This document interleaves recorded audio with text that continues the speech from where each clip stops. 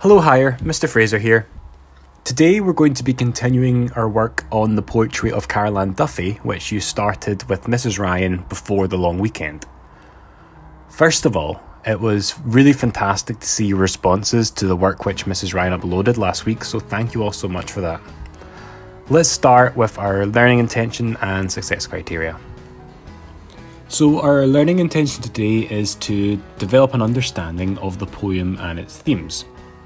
Your success criteria for this is, I can recall the central themes of the poem, I can decide which colours, symbols and images best represent the poem for me, and I can create a display which shows my thinking.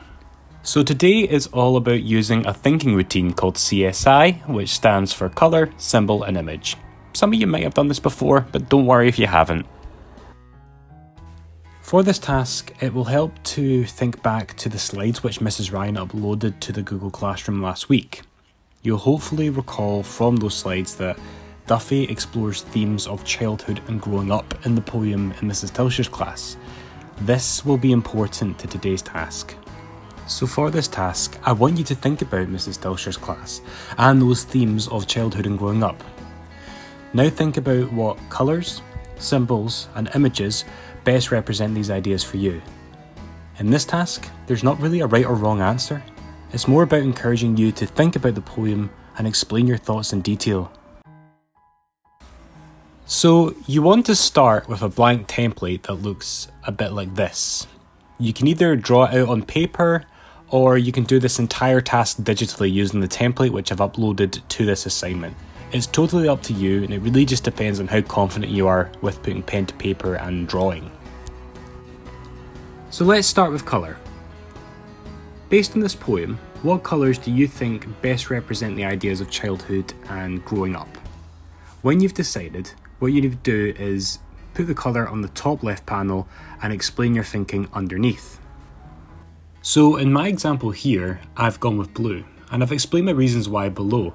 I've said that because blue is a primary colour, it feels quite innocent to me, and it also makes me think of that line about the blue Nile from the first stanza, which is all part of an exciting, innocent lesson in Mrs. Tilsher's class. And I'm not saying that blue is the correct answer here. There really isn't a right or wrong. Like I said, it's all about what you think. So some of you will go with blue as well, but some of you might think of a different colour for totally different reasons. It's up to you. So moving on to the next couple of sections, one thing which often confuses people when they do this for the first time is the difference between a symbol and an image. So think of it this way. A symbol is a visual representation of childhood and growing up, but it can't be something that's actually in the poem. So a very popular choice for the symbol section for when you do this with any kind of text, poetry or a novel, is the use of emojis, because emojis are symbols. You don't need to use an emoji, but it's just an example. So going back to my example, in my choice I've attempted to draw the baby emoji because for me it symbolises innocence. However, there are no actual baby emojis in the poem, and that's what makes this a good symbol. Emojis aren't in the poem, but it represents the same idea. And you could go for something completely different with yours. It could be another emoji, absolutely, but it could be any other picture, any other thing that you can draw which represents the same ideas of childhood or growing up.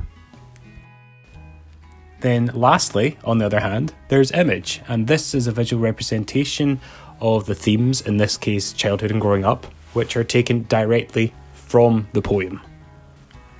So to go back to my example, I've gone with the image of the sky splitting into a thunderstorm, which of course is something which actually happens in the poem in the final stanza when Duffy and her classmates are all leaving primary school for the last time. Now the reason I've gone for this is because for me, the thunderstorm represents the anxiety and the uncertainty of growing up.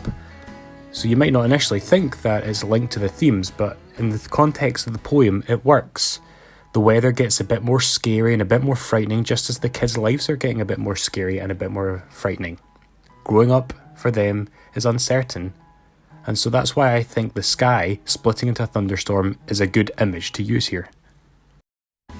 But again, you might choose to go with something different, you might choose to go with a completely different moment from the poem, so there really is no right or wrong. Again, it's all about your ideas and what you think, and of course, how you explain them. So what we really want to encourage here is detail. This is something that you're going to hear a lot of at Higher, so please avoid writing really simple one-line explanations. Rather, we want you to take a couple of days to give this some thought and really explain your thought process. Be creative if you want. And also remember, you don't have to be an amazing artist for this task. If you can't draw, don't worry. Just do it digitally if that's the case. The most important part, I repeat, is your explanations. But with that said, if you are quite the artist, then why not show off? And so that's your task. We want you to create your own CSI display using colour, symbol and image based on in Mrs. Tilsher's class. You can submit your work either by sharing a digital file with us or by sending us a photo of your work if you're doing it on paper. And please just ask if you need any help. It's really normal to find this stuff confusing, especially when you're doing it for the first time. It's okay to find it difficult. The very best of luck. Let us know if you get stuck. Look at the examples on the Google Classroom for inspiration and have a great day. Bye for now.